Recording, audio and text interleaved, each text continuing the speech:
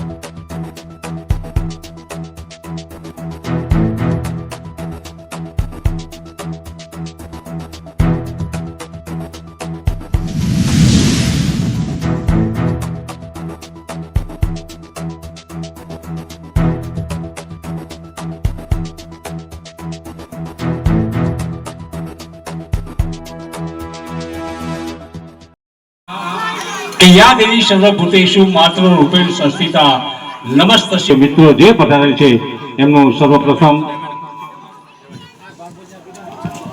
ત્યારે અહીંથી વાત કરીએ એમ આપણે હિન્દુ મુસલમાન બધા સાથે મળીને આ ગરબીનું આયોજન કરીએ છીએ ત્યારે આપણી આ કોમી એકતાને પણ ખૂબ ખૂબ ધન્યવાદ આપવા પડે। ભવિષ્યમાં આપણી નવી વસાહતની જે આ કોમી એકતા છે એ બહારના કોઈ માણસો આવીને તોડે નહીં અને આપણી એકતા જળવાય એવું માતાજીને પ્રાર્થના કરું છું।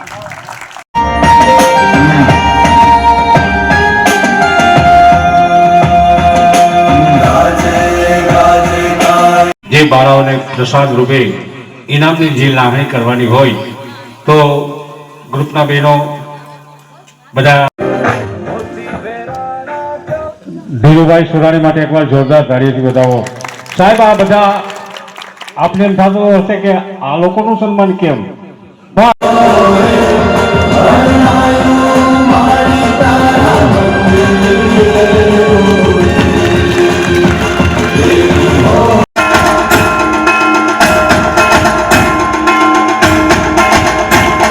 મને કહેજો અસ્તુ, જય માતાજી। આજે એમની પ્રેરણા છે।